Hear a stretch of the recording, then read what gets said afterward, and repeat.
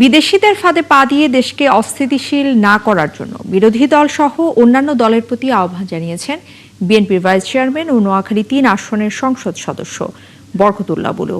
দুপুরে নোয়াখালীর চৌমোহনী পৌরসভার উদ্যোগে চৌমোহনী খাল খনন, উন্নয়ন এবং খালপাড়ে ওয়াকওয়ে নির্মাণ কাজের উদ্বোধন শেষে মতবিনিময় সভায় তিনি এসব কথা বলেন।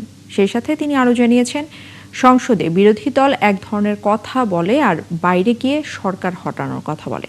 এটি দেশের জন্য মঙ্গলজনক নয়। বিএনপি দেশের স্বাধীনতার সার্বভৌমত্ব রক্ষায় দেশের মানুষের সাথে কখনো বেইমানি করেনি বলেও মন্তব্য করেছেন বিএনপির এই নেতা। যারা বিরোধী দলে আছেন তারা সবাই শিক্ষিত, ওনারা নিজেদেরকে আলেম বলে দাবি করেন এবং নিজেদেরকে জ্ঞানী বলে দাবি করেন, দেশপ্রেমিক বলে দাবি করেন। তাদের কাছে আমাদেরও আবেদন থাকবে, হয়তো অন্য বিদেশিদের ফাঁদে পা দিয়ে দেশকে অস্থিতিশীল করবেন না, দেশের স্বাধীনতার সার্বভৌমত্ব বিনষ্ট করবেন না, দেশটাকে অন্যের কাছে তুলে দেবেন না।